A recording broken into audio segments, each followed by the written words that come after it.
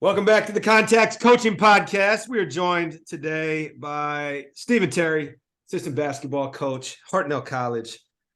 Finally got this thing scheduled and pinned down. Appreciate you being on tonight, Coach. Absolutely, Coach. Thank you so much for having me here. Let's dive in, shall we? If you could help ground the audience here in your background in coaching and athletics in general. I know we first met when you were coaching the basketball team at Soledad, but now you have moved on to the junior college level and still run a basketball academy. But why don't you give the details of that before we dive into the weeds on some things? All right. So, man, my dad was a coach, so I grew up into that. He coached baseball, played a little bit of college baseball. So I grew up as a baseball player first, lived across the street from the park, so I was there every day playing baseball, basketball, whatever it was. So I just grew up around sports. And then, it's just always been part of my life, lifestyle, watching basketball, growing up, playing sports. When I finally made the weight class to play Pop Warner football, I was there playing. And then, I've always had a knack for sports. It's part of my family history. So I've always been around it. And then played 4 sports in high school, football, right on to basketball, then right on to baseball.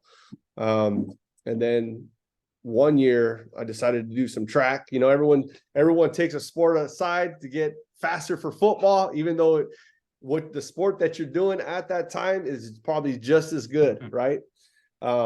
So I did track for a year. It's part of one of the first relay teams that Soledad High School had. That was pretty cool. But then I played, and then I said, you know what, I want to go play basketball. Basketball is my deal. That's something that I really gravitated to. Just the speed of the game, I think it was, and then probably like that full court pressure defense. I really enjoy that. But being a high energy guy, that's exactly what fit me. So one of the things that I know on a lot of your podcasts you talk about, coaches who either said something or made a difference. But I had some pretty good high school coaches. And I just talked to my high school coach the other day, and I don't think I ever had told him it, but I was like, hey coach, I wanted to tell you something. I wanted to let you know, but one thing that you told me when I was at the banquet, you addressed everyone. You said, this kid he'll probably be playing college basketball next year over at Hartnell. And even though in my mind, I kind of had it set that that's what I wanted to do. But, him just saying that, kind of confirmed the belief in myself, and others that had that as well. You know what, that's probably what I'm going to do. So, shout out to Coach Lars for that. It was huge at that point in that moment. And then I go, Coach, do you think I could really play there? He goes, man, Coach Carbajal he'll take a look at you for 10 seconds and let you know whether or not you could make the team. And that was the deal, Showed up. I remember I showed up to the gym, didn't know what was going on, didn't know how to get in the class, and I had all my classes already picked. And man, they had a squad that year. It was 2002, and man, that team was loaded. So I go in, and I was barely a starter for the high school team, right?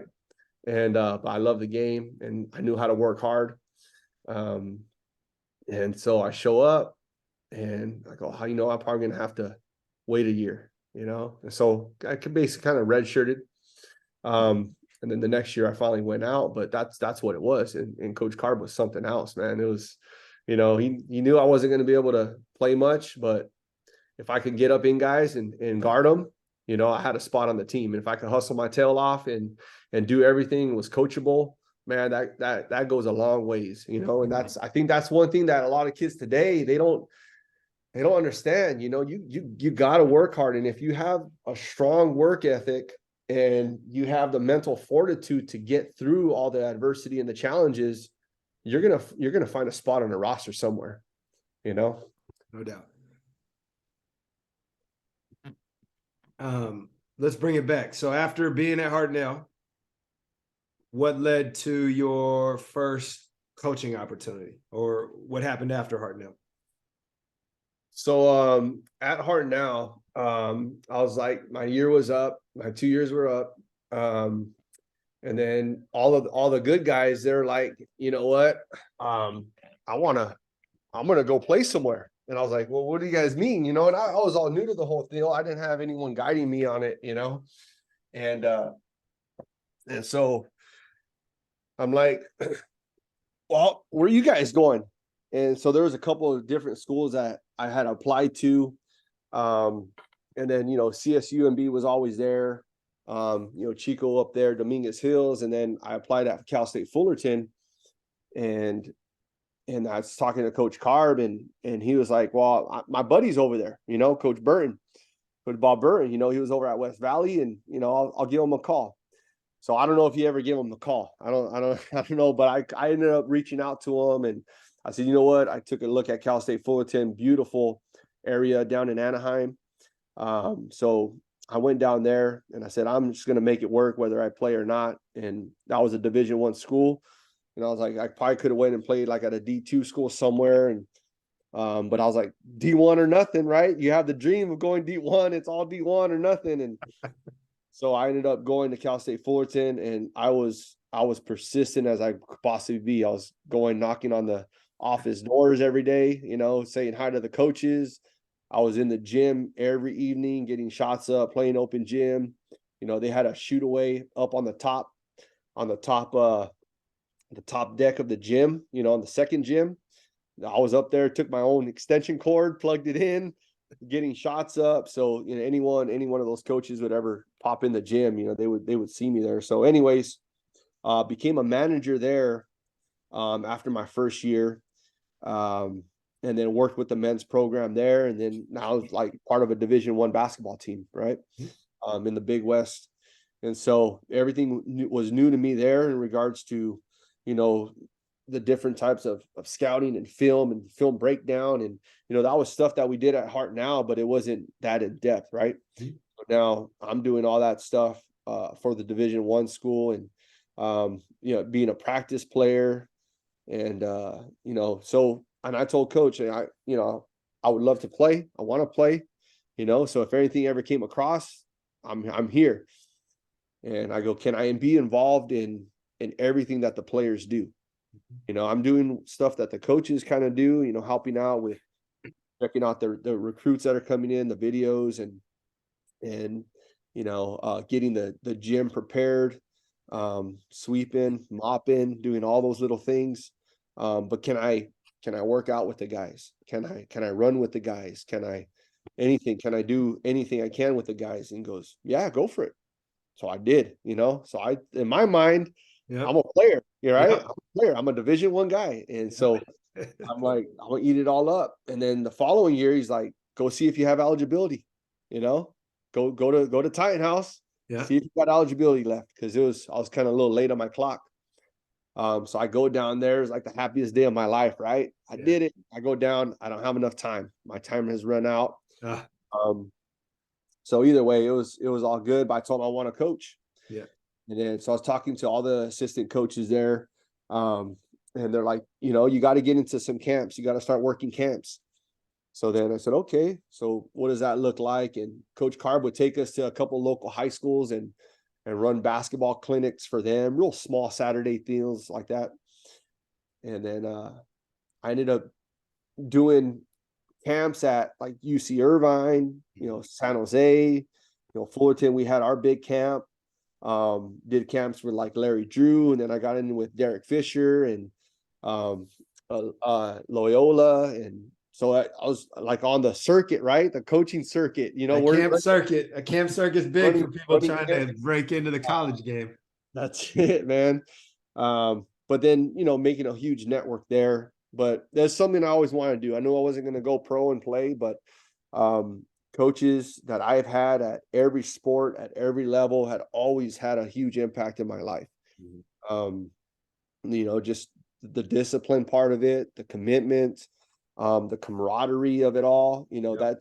it's like nothing else. You know, you can't match it. So I'm like, you know, at some point I want to go back, and I want to be that coach that tries to make a difference and be there for kids and get them where they want to be, you Yep. know. So I ended up doing that, and I got my teaching credential.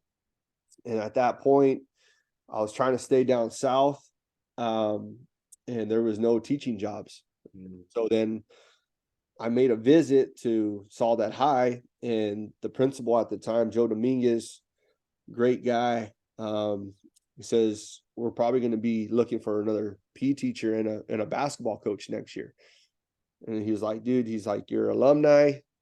You know, as soon as you get your credential, you know, give me a call. So that's exactly what happened. You know, the guy that was there before ended up leaving. And then, you know, he brought me in, and he goes, you're a first time coach, you know, fresh out of college. I had that same experience, but I needed a mentor. Yeah. I'm going to bring someone in to help you organize and structure, you know, this varsity high school program for you. Yeah. And who does he bring in? Coach Critchfield, you know, so the Palma legend, right?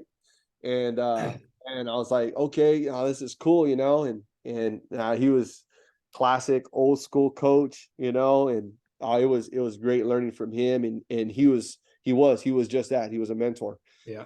You know, he taught me how to run the high school program, how to build up the freshman JV levels, and Yeah. how many guys you want to have, and the coaches that you want to bring in. And Yeah.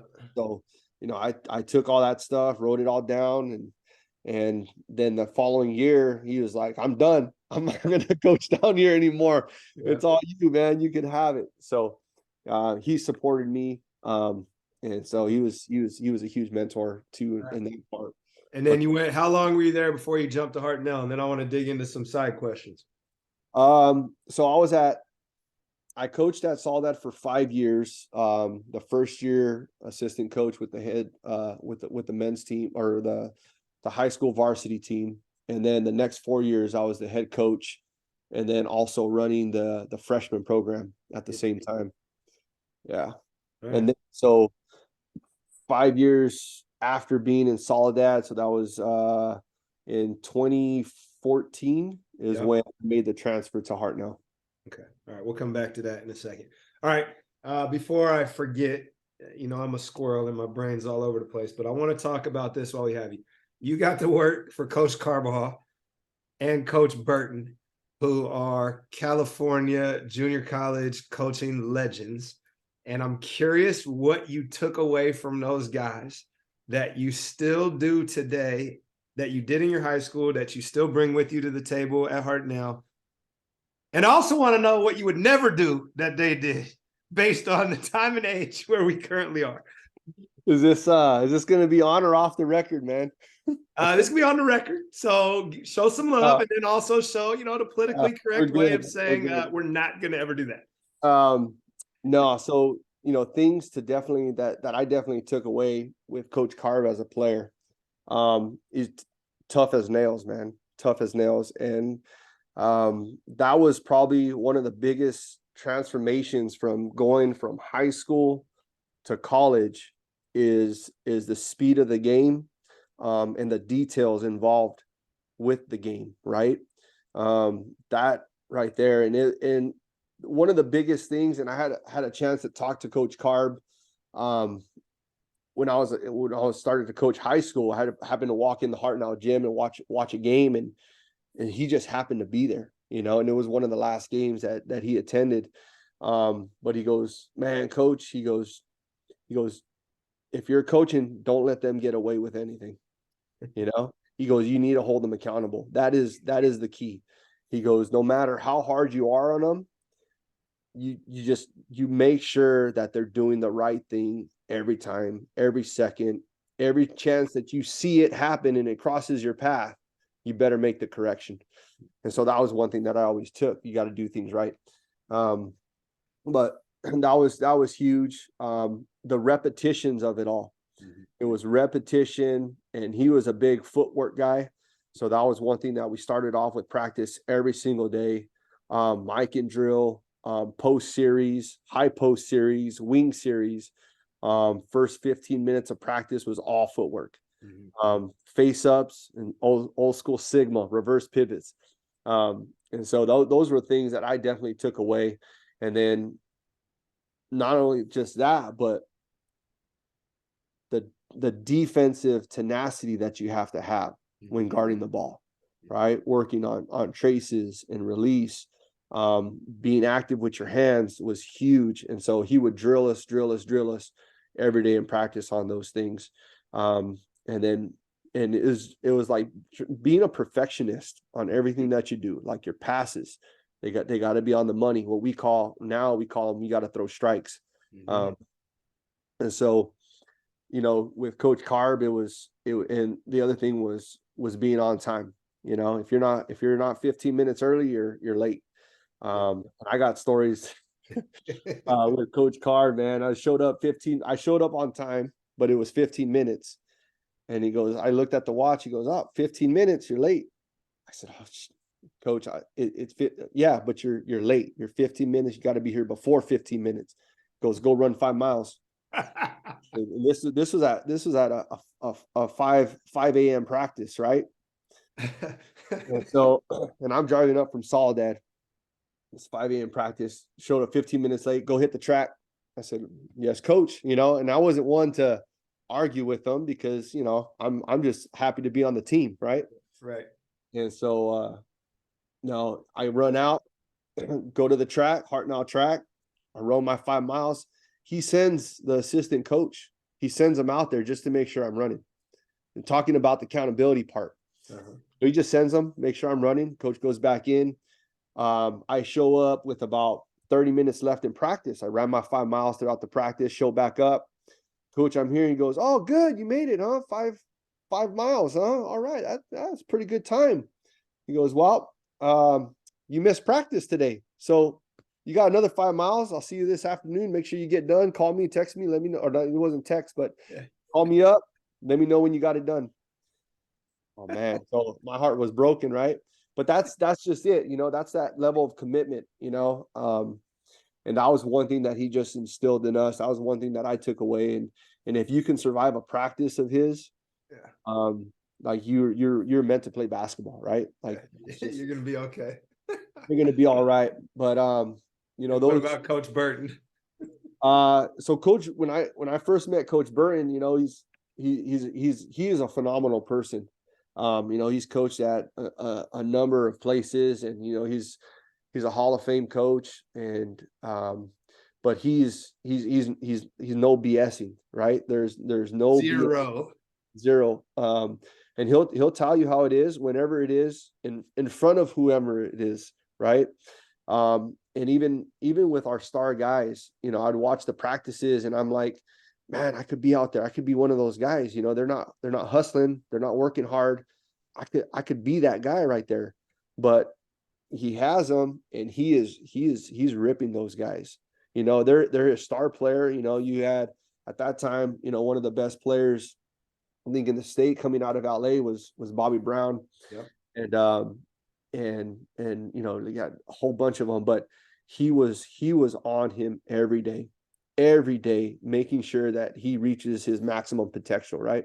Yep. And he did that, and he was a lot of the guys, they didn't like it, but we won a Big West championship doing it, and we went to the March Madness and tournament and in Omaha, Nebraska, but we got there, and that was through his coaching, and he had a great support staff, and that was the one thing I think with both coaches. They had coaches, assistant coaches that made a difference as well. Yeah. And it's always a collective effort. But Coach Burton, man, that was just there was things where, and it didn't matter who it was. If it was the best guy, if it was his assistant, if it was the manager, me cleaning the gym, wiping the floors, like if you didn't clean it right, oh, he's going to get on you. And that goes back again, like what Coach Carb said, is just holding people accountable, making sure that they're doing the job the right way. Yeah. And that's the one thing, like you could be hard on guys. Yeah. You can be tough as nails. You can be anything you want. And on the other side is you got to love them, man. And they have to know that you love them. And I think that was one thing between the two coaches. When someone's on you and they're coaching you hard and they expect nothing but the best, you know that there's love in that, right? And if you can't distinguish the two, then it's just not going to work. But there's something that goes a little bit deeper because they're doing things on the backside to help you get to where you need to be.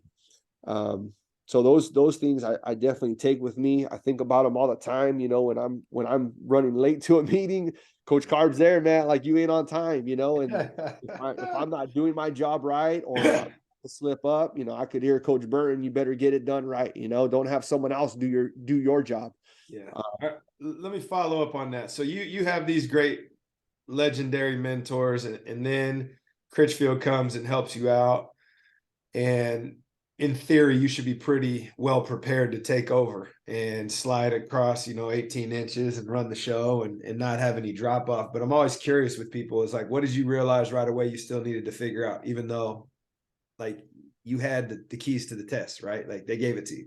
Like, what did you figure out? And then once you'd been there for 5 years, you decided to leave and go to Hartnell, right? Clearly there was something else you wanted to figure out. What was that led to that jump? So jumping into high school is completely different than college, right? So I'm trying to run practices like we did at Fullerton. You know, you don't have the personnel like that to do. And so we're running the same plays. We're running some box sets, we're running the dribble drive, we're running a lot of different stuff, but these guys could barely make a left-hand layup, if that, and they don't even know what a jump stop or stride stop is. And so that was a hard part, is like, whoa, I'm teaching stuff to players that are barely learning the game. So then I had to go back and kind of change all that. And that's the one thing that I thought that really started to help my teaching and my coaching, is not just working with the varsity guys. It was going back down to the lower levels to help them, and then kind of, probably use a better term, but dumbing down the teaching, right? You got to break down the fundamentals even more to keep it very, very basic, very, very simple. And so that's what we started to do with our freshmen. We broke it down, and we're focusing on the footwork, teaching them how to play a game, how to make a pass with the outside hand, how to jab step, cross step, side step, all those little things that make a big difference, so that when they get to that varsity level, then you could start to make it a little bit more complex. So definitely breaking it down throughout that time. And I think, like, right at where we were at the time, with like 4 years in, I thought we had a really good foundation, kind of like a template to keep it moving. Yep. And that was really hard for me, because we had these kids. We had started our travel ball academy, or our club team, Pinnacle Basketball Academy, and that kind of working with those kids, 5th and 6th grade. Now they're freshmen, and then now our freshmen are seniors. Like, we had that whole wave of kids come through, and then now I had just finished my master's through Concordia, got a coaching and athletic administration. Yeah. And my whole goal has always been to coach at the junior college level. That's what I've always wanted to do. I think it's just because Coach Carb, I've learned so much from him, and how he made a difference in my teammates' lives, but in my life, like, just the whole structure of it all. And that's where I really learned the game, breaking down the details of it all, the footwork, the time that you need to invest in it. So I'm like, you know what? I want to be at that level. That's where I want to be. So you need a master's to coach there. Yep. So then I went and got that. And then one of my players, Mike Gibbs, he's actually my godson now. And then he has a son now. But Coach Vasher had called me up, and he says, "Hey, Coach Terry, what's Mike doing next year?" I said, "Well, he wants to play. He wants to go to Hartnell and play. That's something that he wants to do." He says, "Okay, good." And I'd say, "Hey, Coach," I was like, "if you need any help, over the summer, working guys out or doing anything with them. If you need someone to come in and help with their skill work and footwork and stuff like that, I'd love to help you out at any time. He goes, Coach, he goes, my assistant coach just told me he won't be back next year, and I got interviews coming up. He goes, but is that something that are you interested in being an assistant coach? And I was like, off that one phone call, I was kind of like, oh man, I wasn't expecting all that, Yep. I go, well, he goes, well, think about it. I'm going to have these interviews. But think about it. And you've been in I've watched your teams play. You've been in our summer league. You were here when I arrived, Yep. because as soon as Coach Vasher arrived, that's when Coach Carb had retired. Yep. And I was in the gym with Coach Vasher when he first got there. I was preparing to leave to Fullerton. So he knew about me, knew of me. He says, I'd love to have you. And I said, well, I'm going to be leaving a head varsity position, or, head varsity coaching position, and then it's at my alma mater. And I'm Yep. like, it's going to be hard. So I talked to my wife about it. Talked to a couple of my mentors, and they're like, well, what do you want to do? You're where you want to be unless it's not, right? And so one thing that I've always told my kids, my players, is whatever it is that you're seeking out to be or become, you got to go get it. Yeah. Like, you can't just not do it, right? Like, if you have a passion for something, then you gotta pour your heart, effort, and your soul into it so that you can get as close as you can to it. Yep. I was like, you know what? I'm just going to go ahead and do it, So then I ended up leaving that summer, telling our players, hey, I'm not going to be coming back. And the players were like, they're hurt from it. But we had our coaching staff was all prepared, ready just to take over. Everyone would move up every year, and so we had a really good foundation built so that there's not going to be a big drop off when I leave. And all the coaches moved up, all the players moved up. And so it worked out really well. And I've been with Coach Vasher up at Hartnell as assistant coach for the last 9 years now. Whoa. So Man, it's that time flies. I didn't even realize you've been there that long. Yeah, time has gone by quick. But it's been good. It's been fun. It's been a blessing, and learning all these different things, man, along the way. Like, and I take a look now, and I'm like, almost 10 years from leaving high school. High school is a great place to be, like it really is. It's fun. It's fun because I go now. I'm like in every gym in Monterey County, right? Watching games, practices, and I see the relationship that you guys have with your players. That I had that, right? Like, I was there, and I really enjoy it. And then plus, you have the freshmen coming in, who don't know right from left, Yep. and then you see them when they're seniors and what you've done to get them to be there. Yeah. Like that is huge. There's nothing like it, and it's a special place to be. So I miss it a little bit, but I'm still on my path to get to where I want to be. Let's dive into that for a minute, because I think often, we talked a long time ago. I started this to be kind of this digital database of mentorship. And so I think that thread right there is interesting. And people listening to this that are young in the game, that are just getting their foot in the door, that are trying to figure out kind of what's your level.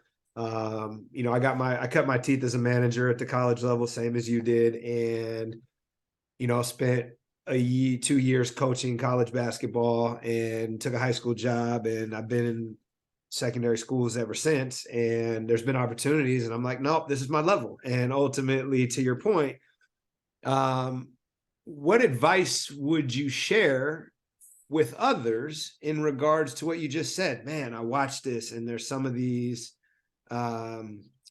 other things that are going on that make me miss it, but I'm still on my path. Like, talk a little bit about the decision-making process in that.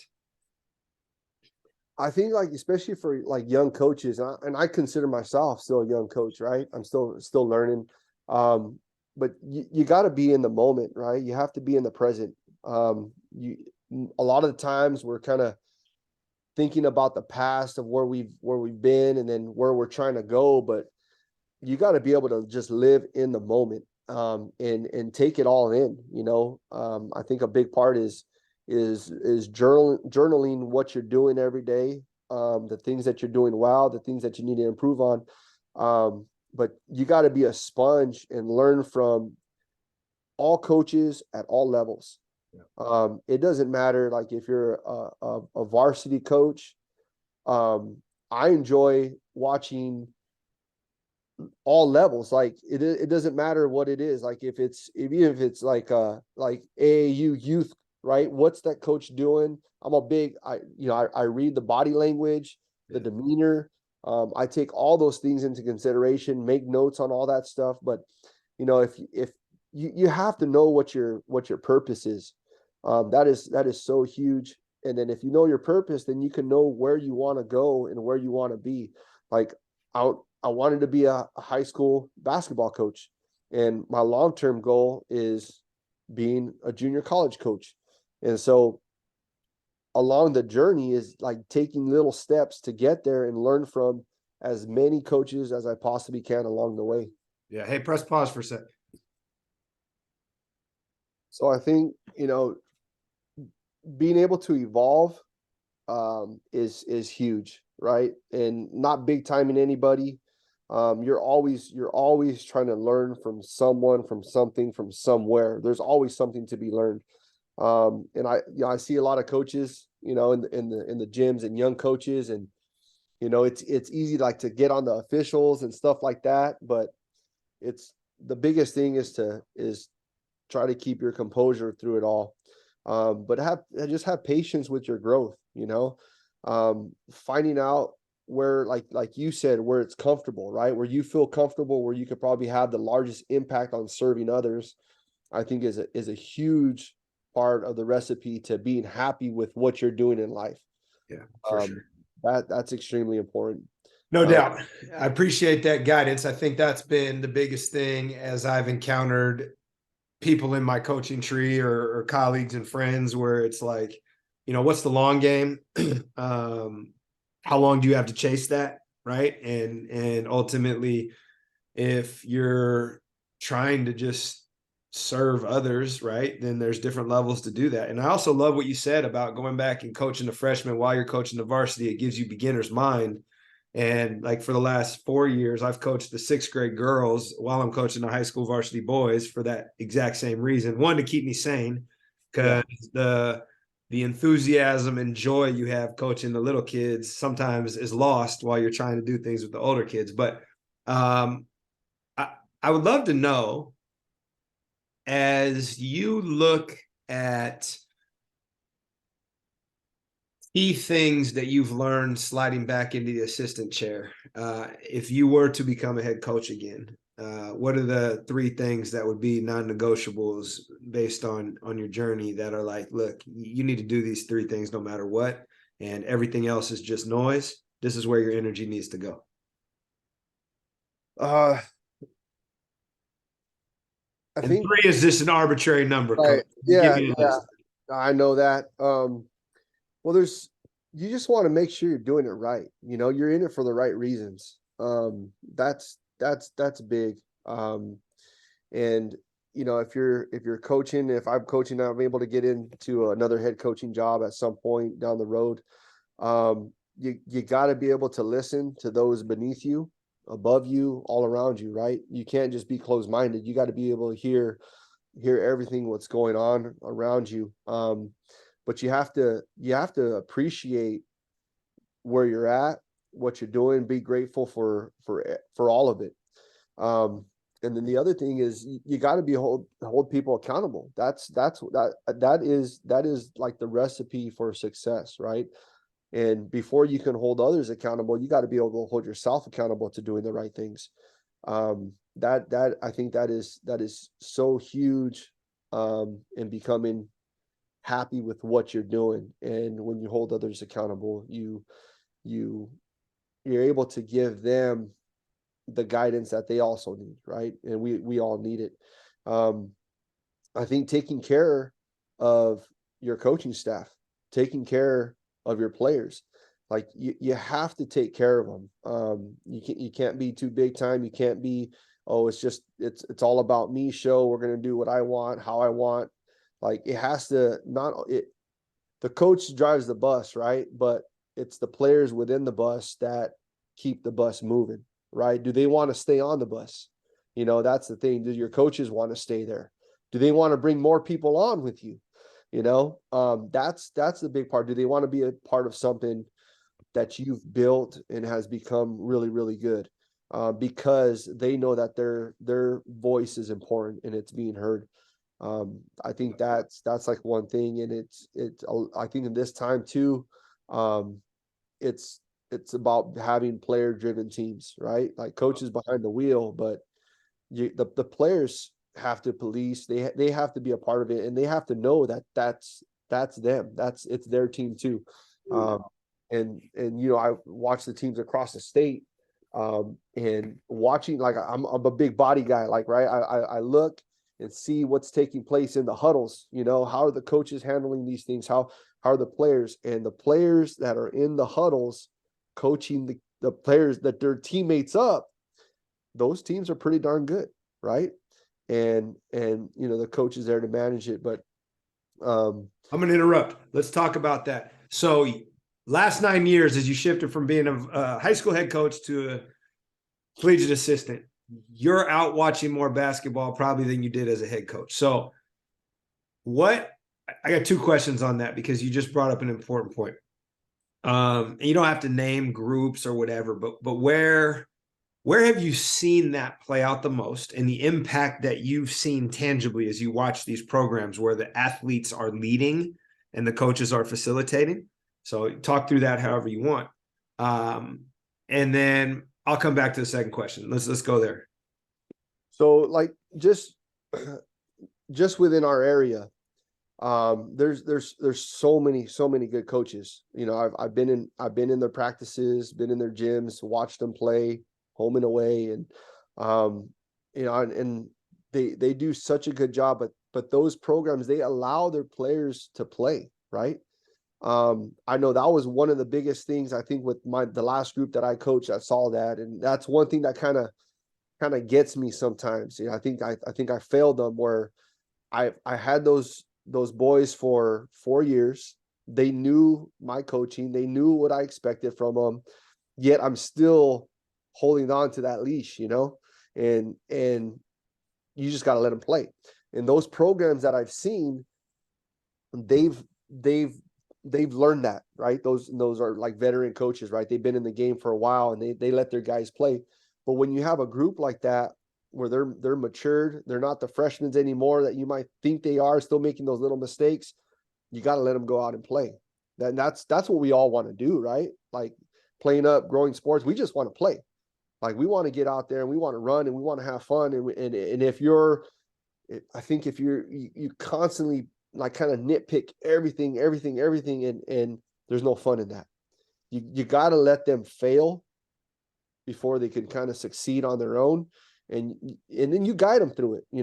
There's a real thin line before being able to make it work. But the teams that do, they found it out. And it's common. Like it's common throughout the high school level, the JUCO level, D2, NAIA, D1. You can see it, right? Like you looked at it in the NCAA this year, right? All those teams that made it far, they had fun playing with each other. The coaches, they let them play, they let them be themselves. They're like, no, these guys know what they're doing. And you have to have the players that are able to do it as well. But I think if you're in it for the right reasons, and what you've done in practice has already prepared them for that stage, then let them go do what you've coached them to do. Let them figure it out. No doubt. And I think that goes back to what you said earlier about starting the academy and starting from the ground up. Skills equal freedom, right? And so like ultimately when you pour into those fundamentals and you teach them how to play the game, it's a lot easier to let the leash out and let them play and live with that stuff than realizing you don't necessarily have the talent to do those things, and now you have to figure out a way to stay competitive. My second question was, as much as you're out in practice at games watching things, is there anything that you can point to specifically that you took away and brought back to Coach Vasher and were like, I saw this last night, or I saw this in practice over here. We need to do this because here's the ripple effect that it has over the years? What are the things that is there anything you've been able to take back? Or if not, because coach is like, look, I do it this way, but it's in your journal for the next time you're a head coach. Oh man, there's so many different things. Like it goes from, like, for example, like talking about like a game day, right? You go to a game, from the moment the team exits the locker room, what do they look like? You know, are they together? Are the guys together? Are they united? Are they uniformed? Like, how do their pregame warm-ups look like? Is it structured or is it sloppy? Kind of everyone's just kind of doing layup lines and that's it. But is there a purpose to what they're doing? And then how's the setup on the bench? How do they look? How's the body language? Is everyone sitting on one end and everyone at the opposite end? Is everyone up on their toes, or is everyone leaning back in the chair? Like, are they trying to talk to the assistant coaches? Are the assistant coaches talking to the players? Like, or is everyone just kind of focused on the game? What do timeouts look like? You know, so I go through and break it down every game, making my notes on what we're doing, little things, and when things stand out, I bring it back, I write it down, and then, you know, Coach Vasher is very open to a lot of different things, and I share with him what I've seen at certain high school games or college games, and, you know, we bounce things back off of each other, and that'll work, and some things won't. But give me a specific. Give me something that you stole and implemented in the last 2 years. So, just the way we do things with our warm-ups, you know, getting more side to side, dribbling back and forth, one-on-one stuff, not necessarily, and getting a lot more shots up. I think one of the biggest things that I think taken away is getting shots up in pre-games that are tailored to the shots that you're getting in the game off of your offense, right? So like, you go in, you see a lot of, they're just doing layups, right? Pass back, you get your layup. Or they do like the old school, you know, 2-on-1. But why not just focus on the shots that you're going to be getting within your offense that's tailored to your offense? Well, so the misconception is that they're practicing a fundamental skill, but how many breakaway uncontested layups do you shoot in a game? Right. And I think that maybe was like one if you're lucky. One if you're lucky, and that, you know, but I think like that's you know, that's one of them. Things in practices that we've seen, it's kind of hard to take some stuff from high school and implement it to what we're doing, because we do so much of it just at a different caliber, right? Because you have the players that can move a lot faster and do things. But you know, the terminology in which is used in your practices and in your games, like there was a team that came down in one of the local tournaments, but all the players, they're calling out their terminology, and other teams like trying to figure it out what they're doing, but they know their terms because they've practiced it in practice. And that's one thing that we've done, that we've adopted, is our terminology. Our list of terms, you know, is so huge, and it's being able to keep it real simple and direct.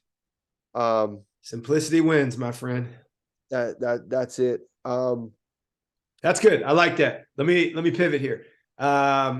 With all of that and all of the stuff that you watch and that you participate in, what is something that you have most recently changed your mind on? You talked earlier about constantly trying to get educated, constantly learning from everybody, to the left, to the right, above, below.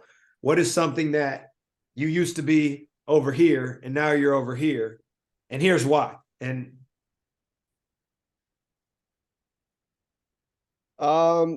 something that I would change, huh?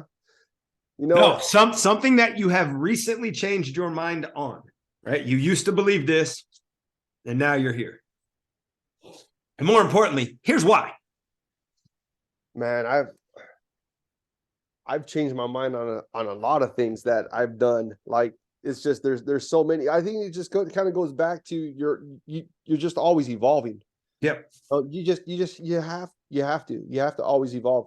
But give me the most recent that you can think of as an example so people can understand how far you can pivot after that evolution, or years, or situations that cause you to rethink things.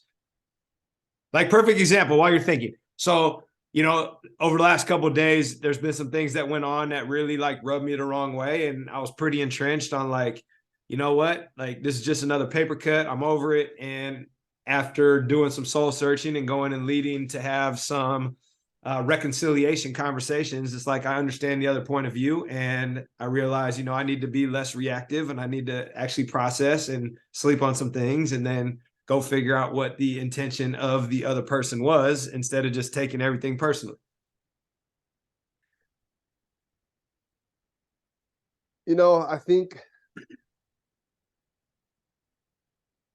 I think going back to thinking about the way you kind of process everything, kind of like you just said, but I don't know, man. That's a difficult question. And it is, and that's why I ask it. I stole it from another podcast, but it goes to your journaling. How much note taking you do? If you were to flip back and go back and look at 2014 when you took over and what you were writing down then, or when that's when you became an assistant, but the years before that, right? So people to think about it, it's a difficult question for a reason. Like, that's a question we should all be asking ourselves every single day as part of our evolution and growth. And so I'm pushing you, like, into a corner here and force you to drink truth serum. Like, it doesn't have to be basketball. No, and I think this is one thing that I'm constantly battling myself with all the time, right? Is you think that you've just done enough to get to where it needs to be, whatever it is. Like, it could be at work, it could be with your family, and you're like, I'm going to do this, I'm going to get this, I'm going to make this happen. You go and make it happen, and you're still like, dang, there's more to it. Like, I didn't even scratch the surface on it, right? And so what you think might be enough is barely the bare minimum to where you get you trying to go, right? Like I try to do a lot of journaling, taking notes, and then I'll come back home and say, like, that's all I got. Like, and so I think when you think enough is enough, it really isn't. Like, you have to do so much more to get to what you're trying to get out of anything. Yeah. If that makes any sense. No, it does. That's the David Goggins mentality. It's like, when you think you're done, there's a lot left. And There is. You got to keep going. Stay hard. 90-10 or 80-20. Yeah, whatever he said. Whatever it is, but there's a lot left in the tank to go. So I think, when you can't get complacent, right? You can't be complacent. You can't settle for mediocrity. You got to try to be above average, and it sucks because most of the time you're always going to be the average, because that's what you're thinking, unless you can get outside the box and get above it. Absolutely. So constantly evolving, and picking up new things which you thought was going to be a good idea, and it went sour, like our kids, right? And you're talking about moments. So taking my kids down to Universal and Disneyland. So, they're out, oh, can we get this? And they got their money, you know what I mean? Like, they have their allowance, and they've saved up for this for like a year, right? And they go and they want to pick up this. I said, okay, go ahead. And then you end up finding out that still wasn't enough for them. You know what I mean? Like, you just did all this for them, and then they still want more. And it's endless. But if you're doing the right things and you're doing it for the right reasons, then it's going to be like that. So it's just giving your best effort in everything that you do to make things happen.